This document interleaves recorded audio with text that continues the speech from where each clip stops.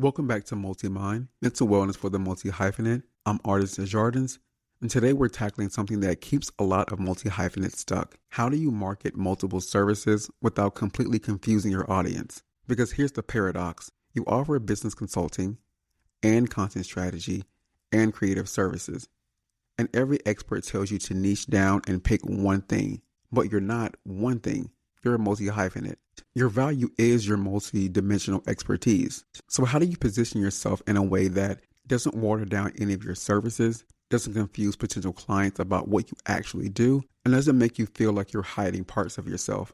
That's what we're solving today. I'm on a discovery call with a potential client. They found me through social media and they're interested in working together. And they ask, so I see you do business consulting, but I also see content about fashion and film. What exactly do you specialize in? And in that moment, my brain is calculating, do I emphasize business consulting because that's what they reached out about?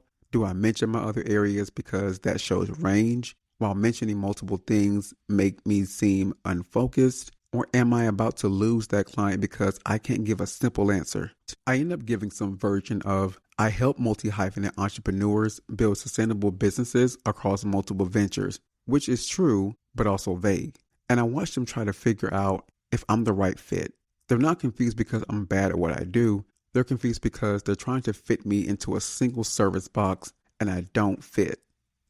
And then I realized I don't need a simpler pitch. I need a positioning strategy that works for multidimensional expertise, not against it. Because here's what happened after the call. I went back and looked at my LinkedIn profile, my Instagram, my website, and I realized I was trying to explain all my services to everyone all the time. No wonder people are confused. I wasn't being strategic about which identity to lead with in which context. I was just throwing everything at everyone and hoping they'd figure out what was relevant to them. That's not positioning, that's chaos. Here's what makes client acquisition so hard when you offer multiple services. The market is trained to value specialization. Every marketing expert, every business coach, every LinkedIn thought leader tells you, pick one thing, be known for one thing, specialize. And for single service providers, that works.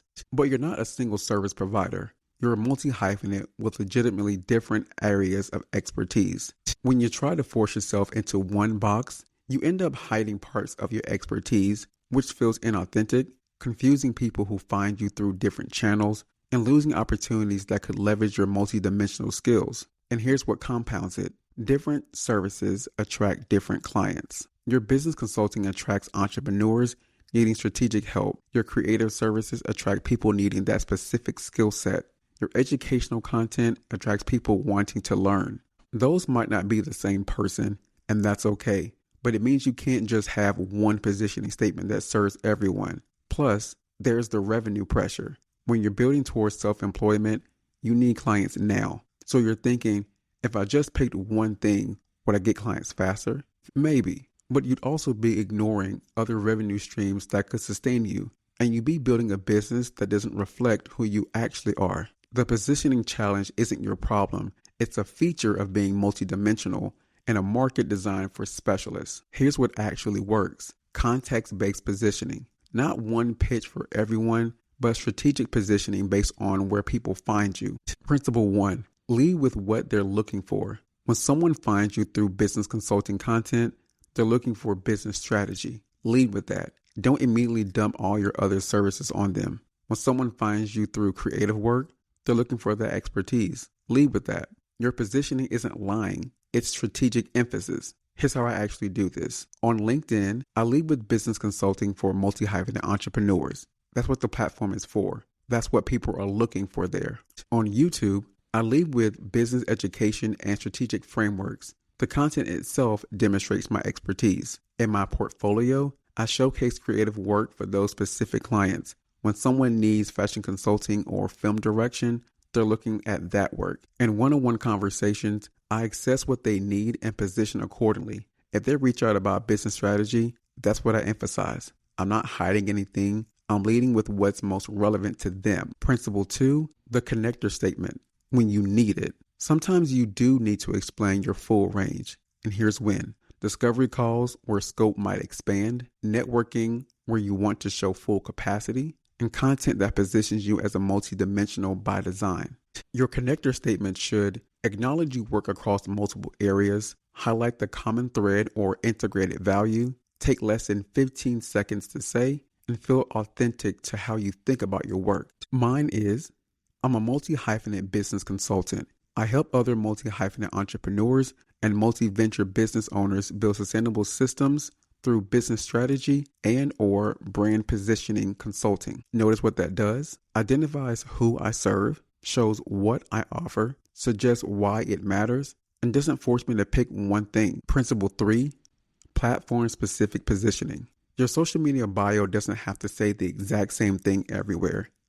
Instagram could emphasize visual or creative side with mention of business strategy.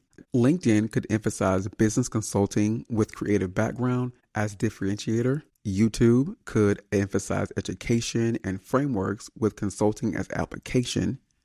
And your website could show full range with clear service pages for each offering. The key is consistency of values, not consistency of words. Your message should always reflect strategic thinking, sustainable systems, multidimensional expertise, but the emphasis can shift based on context. Principle 4, the revenue reality check. Here's the practical part. Which service actually generates income right now? If 80% of your revenue comes from business consulting, that gets most of your client acquisition focus. Not all, but most. Your other services can be portfolio pieces, showing range, long-term brand building, your content creation, complementary offerings for existing clients. You're not abandoning them. You're prioritizing client acquisition where revenue currently lives. As other revenue streams grow, your positioning can evolve. For me right now, business consulting is the path to replacing my 9-to-5 by December 2026. So that gets 70% of my client acquisition energy. Content creation gets 20%. Everything else gets 10%. Here's the mental shift. Stop trying to explain all of your services to everyone. Instead, lead with what's most relevant to them. Use connector statements only when needed. Position strategically based on platform and context. And prioritize client acquisition for revenue critical services. You're not being inauthentic. You're being strategic about how you show up in different spaces. Here's your integration work for this week. Audit your current positioning across all platforms. Step 1, write down where people find you. Social media platforms, your website, networking spaces, referrals. Step 2, for each channel, identify what are people looking for when they find you there. What am I currently emphasizing? Does my positioning match what they're seeking? Step 3, craft context-specific positioning. For each platform, create a positioning statement that leads with what the audience is looking for, mentions your other services if relevant, and feels authentic to you. Step 4, revenue reality check. Which service generates the most income right now? That service gets 60 to 70% of your client acquisition focus. The other services get the remaining 30 to 40%. Then make one change this week. Pick one platform where your positioning feels confusing or inauthentic. Rewrite it using context-based positioning. Test it. See if inquiries improve. See if it feels better to say.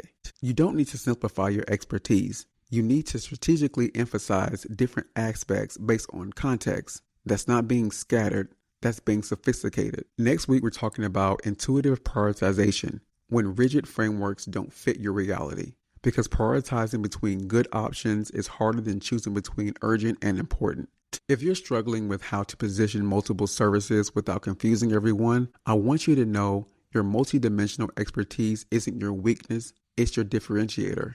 You just need strategic positioning, not simplification. If you want to be a part of this podcast, submit a voice note or message. Go to multimindpodcast.com and tell me, how do you currently position your multiple services? What's your biggest challenge with client acquisition across different offerings? Keep it under 60 seconds. If this framework helped you think differently about positioning, subscribe for next week's episode on decision making, leave a rating or review, and share with the multi-hyphenate struggling to explain what they do. If you want more in-depth business content to take you further in your multi-hyphenate journey, visit my YouTube channel, Artis Desjardins. Link will be in the show notes. And if you want to work together one-on-one, head to artisdesjardins.com. Remember, your mental wellness doesn't have a side hustle. It's the main event. I'm Artis, and this is the Multi-Mind.